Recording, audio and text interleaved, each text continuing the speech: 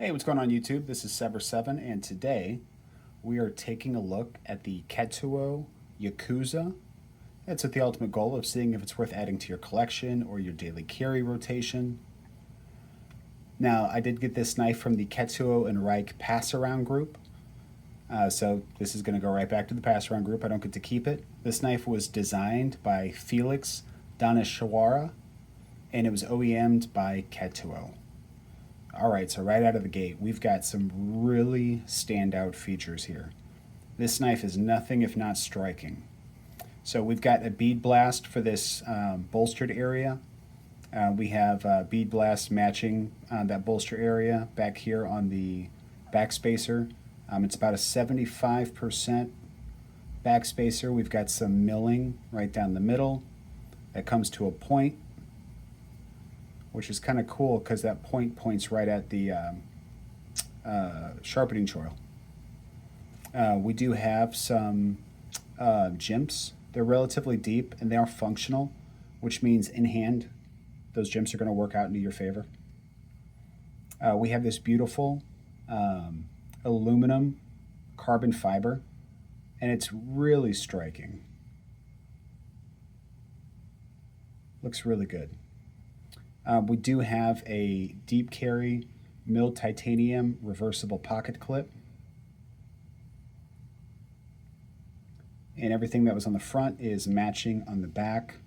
We have our M390 logo right there, which is a very classy way to include it.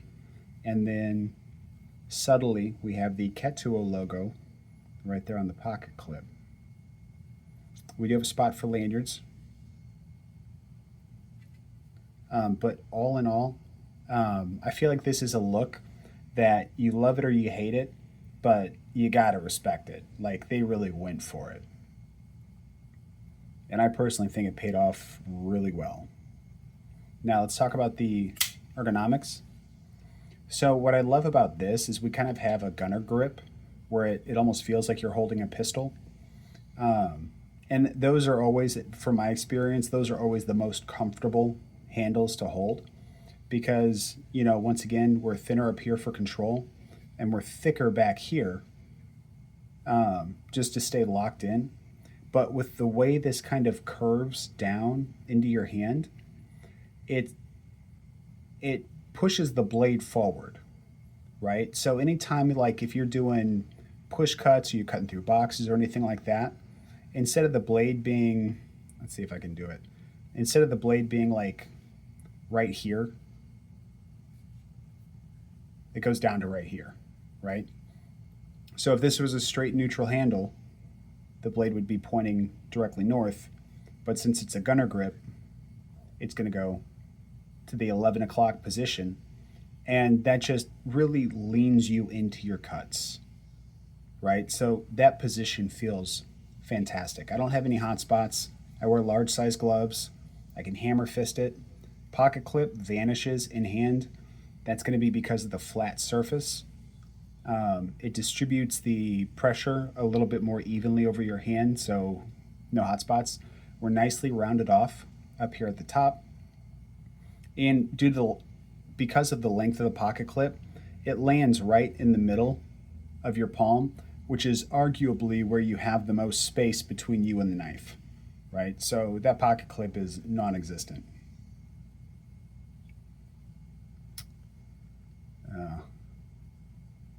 That doesn't look too good.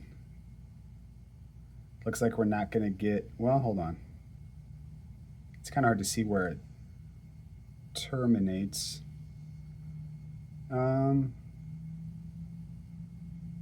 Yeah, you're not going to get a ton of sharpenings out of this because we're pretty thick right here. Yeah, it looks like the edge termination is like right here, if you can see that, which means you'll probably get a smile after 2 sharpenings. Like your second sharpening will probably give you a smile. All right, let's talk a little bit about this blade. So this is not DLC. This is, I believe, a PVD. I could be wrong though. I couldn't find the exact answer. But we have a very beautiful flat grind with a compound tanto blade. So tanto because there's two distinct points. Compound because there's two different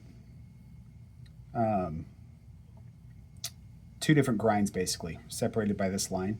So this is going to be one thickness and this is going to be thicker.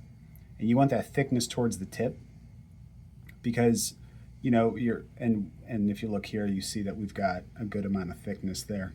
So you want the robustness towards the tip. That way you don't worry as much about chipping the tip off if you have to push into something. Dog food, cat food, bag of potato chips. So the blade geometry here looks on point. And I especially like how the deployment hole kind of continues forward even beyond the hole itself. See what I'm talking about? We are rocking M390. I assume, but I'm not for sure, I assume their M390 is going to be industry standard, which is 59 to 61. And I would imagine 59 is to account for their coated blades. Like, I don't think their normal blades are 59 to 61. And then, like, their coated blades are -2 off of that, right? Because coating your blade can reduce the heat treat. It might drop you from, like, I'm told it drops it at least a point. It could be 2 points. But I don't think that you would get a knife that's at 59 HRC and then it's coated, so now it's at 57 HRC, right? That would be just way too mushy. So I assume that 59 accounts for their lowest end with a coated blade, and that 60, 61 is where they land with their non-coated blades. Just assumption on my part. But I've worked with Ketuo for a long time, and I can't imagine they would even run the risk of sending something out of their factory that was 57 HRC. All right, let's talk about the action of this guy. So we've got a front flipper. We've got the cutout. We still have this little bit of a fuller. And then we've got these studs. So we have a tremendous amount of options. Starting from the bottom, the fuller works great. The hole works great. Reverse flick off the stud. Hold on, I cheated there because I went towards the hole. Okay, that one might take a little bit of getting used to. Yeah, because I think what I was trying to do was I was trying to get in here and come from it this way, but you can just as easily get in right here on the bottom and get it that way. Okay, I think I got it now. Yeah. Okay, yeah. It was just about getting the angle right. I got it. Thumb flick is good. And top flipper is actually fantastic. They give you a good amount of leverage with the height and the distance away from the knife it is. Oh, I say that and of course I fumble it. This is a bolster lock, by the way, in case I didn't mention that before. So all the deployment methods work fine with a little bit of a learning curve for the stud up here.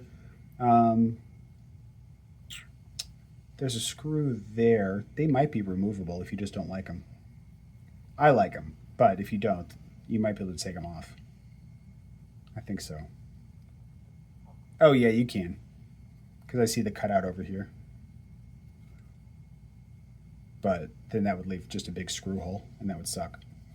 Acoustics on the way out, super snappy. Very satisfying. On the way down, yeah. Super crisp, super clean. A nice tink. And let's listen on the disengagement.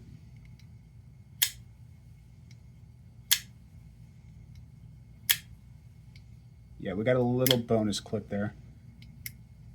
Yeah. Now, this knife has not been broken in yet. So at the moment, it doesn't pass the 369 test, which is you hold the knife where the handle's pointing at the 3 o'clock, the blade's pointing at the 6 o'clock, and then from here you rotate your handle to the 9 o'clock. And your hope is, while you're rotating it, your blade is slowly falling, and then whenever you get to the 9 o'clock position, it closes. Now, there's some wiggle room there, like if you're at the 8 o'clock position and it drops there, that's fine too. But that's how you know you have essentially perfect action. But since this one hasn't broken in, it requires just a little bit of encouragement. But it's so little encouragement, I feel like a little break-in, and this thing is going to give that hydraulic drop shut. Well, no, not drop shut. Hydraulic action, where it just slowly cruises into position as you rotate up. Right. D10's nice and strong on this one. Not hard to actuate, but you can really wind up your flick. Oh, sorry for the shake. I am going to be doing some updates. I start work tomorrow, and after I catch up on bills and stuff, the first thing I'm going to do is upgrade my setup. That way we don't have camera shake anymore. That way we have better lighting and all that other good stuff. All right, let's do some size comparisons. First one is going to be up against the milled aluminum Civivi Brazen. That is the third best Civivi ever made, next to the Visions. And it looks like we are coming in about half an inch shorter than the Vision, than the Brazen. Next up, we're going to do the Real Steel Sylph.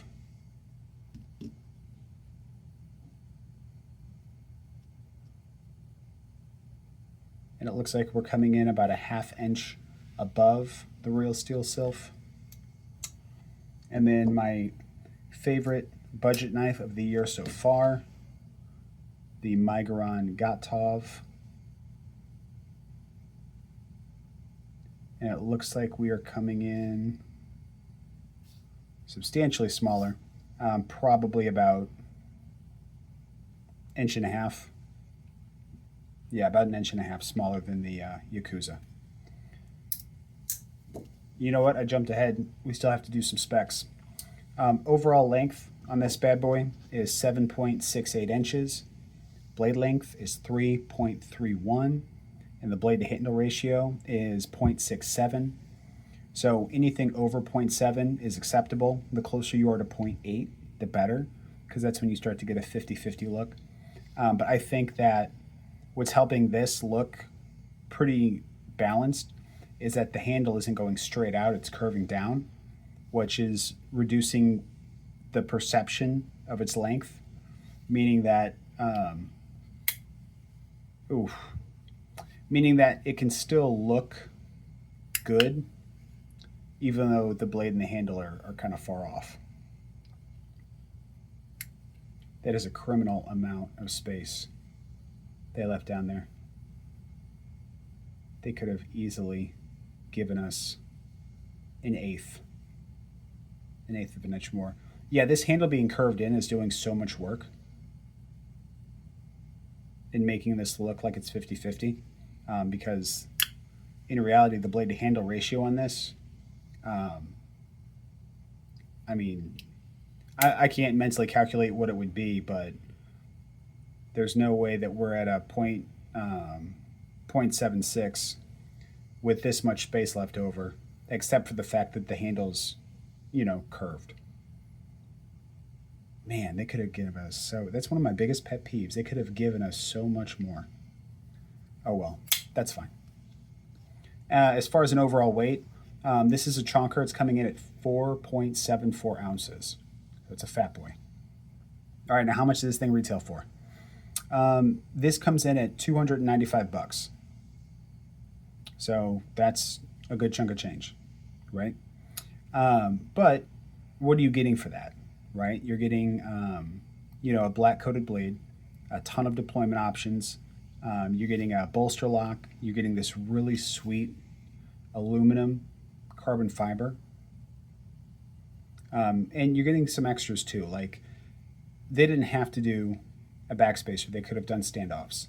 And then a backspacer by itself would have been fine, but they decided to spice it up a little bit and give you some milling, and give you some jimps for grip, but also just for aesthetics, right? Because it looks kind of baller. I mean, even the lanyard hole looks like it's adding to the style a little bit, you know? So, you know, we have to look at what's in this price range, right? What are we typically getting for around 300 bucks? Well, I would say low-end Wii knives, you know, we would see for probably around 300 bucks. You know, but I'll stick with, because I can't think of a bunch of $300 knives off the top of my head.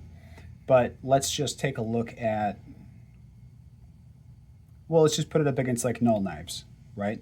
So Null knives, their knives are typically right around 350 to 400, maybe 325 for some of their base models. I love Null knives. They make incredible stuff, like seriously incredible knives. I love Null knives. At the same time, though, if it's say 325 for one of their base models, I'm talking no milling, nothing fancy. You're getting still a dope knife, but you're getting a blade and a handle, right? At the end of the day. And versus something like this, which is going to come in at $295, but have arguably a tremendous amount of more effort put into the design, right? Where you are getting the fat carbon, you are getting the black coated blade, you're getting you're getting the designy backspacer, you know, still getting full titanium clip, and they even hid the branding. Like, this blade is completely sterile, right? So you're getting a very functional, oh, there we go, it says Yakuza right there, which is actually pretty dope. But that's a creative way to billboard a bit while it's closed, right? And they also have the M390 there, but without ruining the overall aesthetic of this knife. Like, this is a baller looking knife. Oh, jimping is super functional, if I didn't cover that. This is a baller looking knife, though. So, I mean, like, you could slap these materials together and you could say, you know, blade, handle, carbon fiber, M390, right? And people would be like, okay, yeah, probably about, you know, 250 to 300 bucks. But then whenever you actually stop and like look at this knife, like, you have likely not seen any other knife that looks exactly like this. This is a very thoughtful and unique design with a ton of attitude and a ton of flair. So yes, I would say at $295, that's not even including any discounts or 10% off you might be able to get. Yeah, this knife is a fantastic value. I mean, you're getting, like I said, you could take away the carbon fiber, just leave it all titanium. You could take away the black, what I assume is PVD. Take those things away, and I would still say, yeah, it's a good knife for 300 bucks, right? But the fact that they went above and beyond and they gave us so much more for, you know, essentially the same price tag as I would expect this knife to fall in anyway, is excellent, right? And, you know, the fact that it was a meaningful and thoughtful design, I don't know what inspired it, but like, these things don't happen by accident. You know, these grinds don't happen by accident. You know, the gunner grip doesn't happen that way. You know, and if you would have told me aluminum carbon fiber, which I traditionally don't like, I probably would have passed on it. You know, but seeing the way this is done, how tastefully done it is, and it's got like black and gray mixed in. It's not overbearing with the aluminum. I mean, it just looks really, really good. So for me, this would be a daily carry knife. Just a really badass looking one. Not a collection piece though. So what about for you? Is this a collection piece? Is this something you would carry every single day? Or does this knife just miss the mark entirely for you? Whatever the answer is, let me know down in the comments. And if you liked the video, hit the like button. Don't forget to subscribe, guys. And until the next time, peace.